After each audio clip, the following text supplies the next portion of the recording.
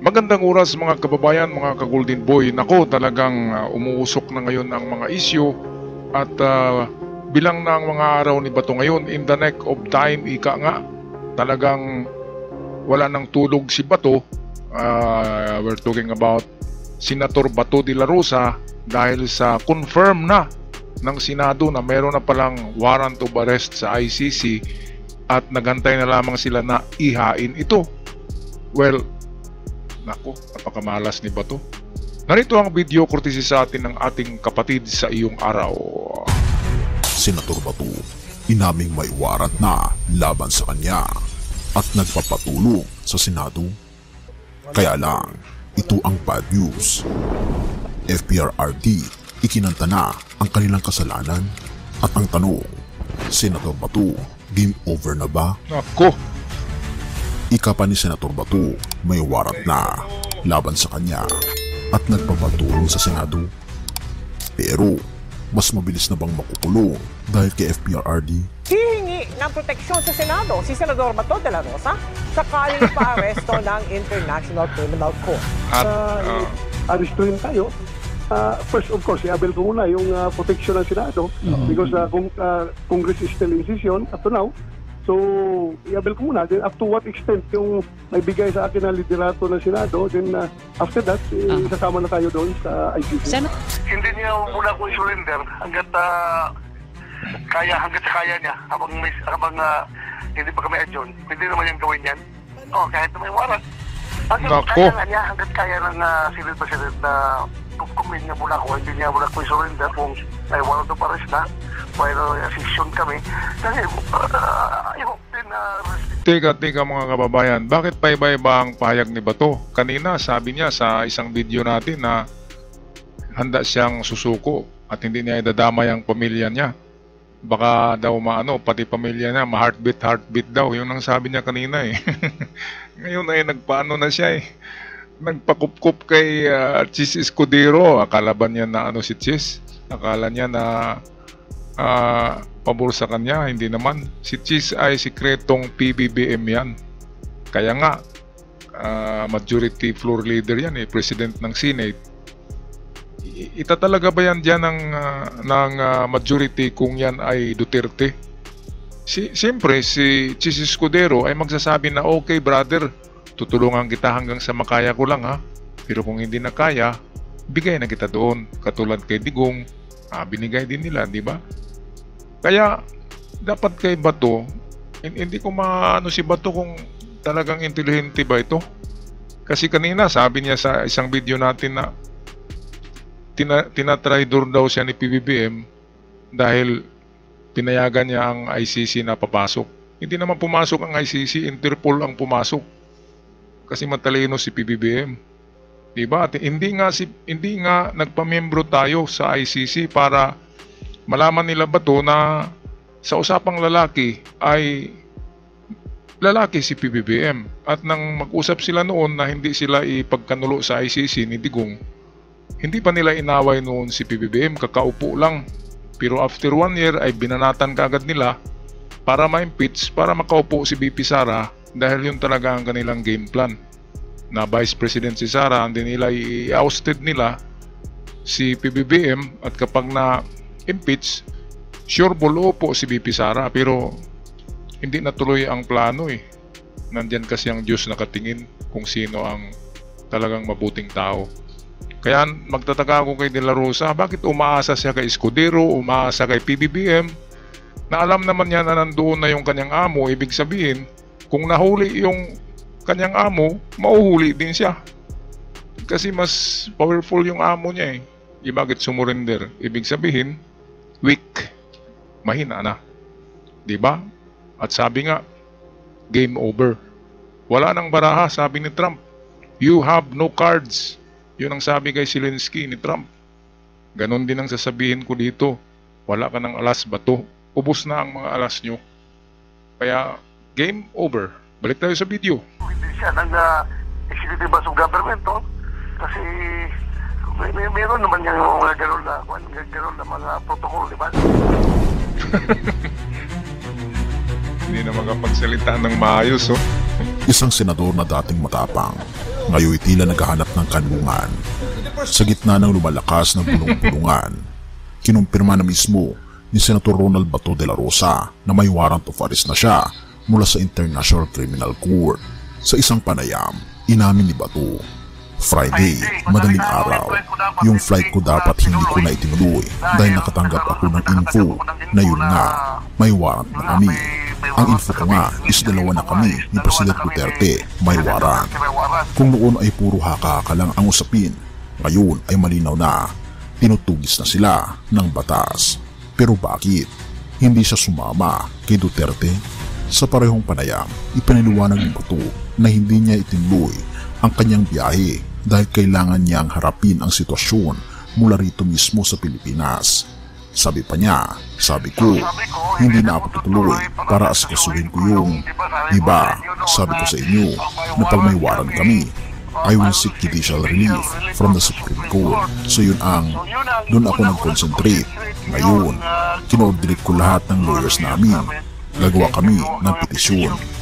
Pero teka, kung si Duterte nga ay nakulong, bakit tila may ibang diskarte si Bato? Pero ito ang bad news para kay Senator Bato.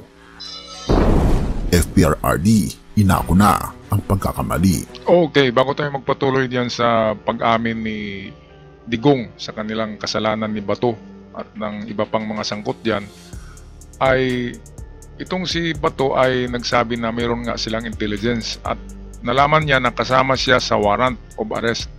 Pero bakit hindi siya hinahanap? Bakit si Digong lang ang dinala muna sa ICC? Ngayon, sabi ni Trillanes, ang kasagutan diyan ni Trillanes, ang ating unsung hero, yung hindi natin kinakanta na pangalan. Pero si Trillanes ang nagpataob talaga kay Digong. Noon pa man, nung pag-upo ni Digong, binabanatan na yan ni Trillanes. Kaya sinasabi ni Digong na ulol yan, asong ulol, kumakahul ulol. Eh ngayon, sinong ulol, di ba? Akala naman natin noon, akala ko rin na ulol yan si Trillanes eh. Sabi ko na napaka-ulol naman ng senador na ito. Gwapo pa naman. Yun pala, totoo pala talaga ang habol ni Trillanes sa kanila. Talagang sila, itong sangkot sa druga, napakaraming bank accounts. Kaya ngayong pagpunta sa Hong Kong, isang ano rin doon nila sa Hong Kong. Kaya dala-dala na yung mga opisyalis ng PNP na tukhang niya na PNP officials kasama niya sa Hong Kong. Dahil sa yung kay Trillanes, yung mga pangalan ng mga opisyal na yun ay ginamit sa bank accounts. Dahil sa alam ni Digong na ikukulong na sila, siyempre, kukunin niya na ang mga accounts niya sa Hong Kong at sinara na. Yung mga kasama daw, yun ang mga pangalan ng bank accounts. Si Trillanes ang nagsabi noon, hindi ako baka may magalit na naman. Kaya yan, ang pangalawang doon, make that ang una talaga ay i-exit na siya papuntang China. Pero, pagtawag niya kay Xi Jinping, this number is out of reach. Ayan ang sumagot. Hindi na siya entertain ni Xi Jinping nagbago ang isip na baka madamay pa siya kapag mag-harbor siya ng isang kriminal, di ba? Kapag nagtatago ka ng kriminal, tinago mo, kasama ka rin eh. Magiging accessories ka. Kaya magiging masama si Xi Jinping sa mata ng European Union, ng ICC at ng Interpol. Kaya hindi ginawa ni Xi Jinping. Hugas kamay, Xi Jinping, marunong yan. At ngayon si Xi Jinping ay wala ng pag-asa. Sa West Philippine Sea, ang gagawin ni Xi Jinping ay makipagbati muli kay PBBM para ang ekonomiya nila ay tataas muli dahil hindi na tayo ganong umaangkat sa sa China. Ngayon, kaya lang mayroong mga Chinese businessman talaga dito na nagdadala ng produkto sa China. Dapat i-ban yan, yung mga inchik na yan na nagtitinda ng mga Chinese products. Dapat itinda ng mga inchik na yan ay produkto natin. Sila lang yung yumayaman eh. Okay, so yun. Siguro na close nila yung mga accounts doon ng napakaraming accounts na sinabi ni Trillanes sa Hong Kong. Account nila Sara, ni Digong at iba pang mga pangalan ng kanyang mga kaibigan. At hindi natin alam kung nasaan na yun, nasaan ang pera. Pero one thing for sure, gagamitin yun sa election 2028 kung hindi ma-impeach si Sara. Ngayon kung ma-impeach si Sara, kahit barangay captain ay bawal ng tumakbo. kapag na-impeach ka na isang public official, hindi ka na pwedeng magkandidato pa. Alright, so balik tayo sa iyong araw. Sa kanyang, inako na ng pagkakamali ni PRRD. Bato, makukulong na ba? Alamin natin. Mas mabilis na bang makukulong si Bato? Habang si Bato ay naghahanap ng depensa, si dating Pangulong Rodrigo Duterte naman ay tila hindi na lumalaban. Sa isang makapangyarihang pahayag, inamin na ng dating Pangulong Duterte ang lahat at inako ang responsibilidad sa war on drugs. Alam kong makukulong ako dahil sa war on drugs at yun na yun. Walang paligoy-ligoy, walang excuse, inamin na ni Duterte ang lahat. Ating pagpanoorin ang binanggit ng dating Pangulo. At sinasabi ko naman sa mga pulis at military na trabaho ko yun at ako ang managot. So ito na nga, for all the whatever happened in the past, sinabi ko na I will protect you and ako ang managot sa lahat. Ayaw, nadinig nyo mga kababayan, siya daw yung managot sa lahat ng kasalanan at hindi niya idamay ang mga pulis. Kung magawa niya yun, di ba? Hindi naman kasi siya mismo ang triggerman. Meron mga iba pang kasama, kaya mga mga accessories to the crime. Kaya kasama pa rin yun sa crime. Tutugisin pa rin yun ng Interpol, ng ICC.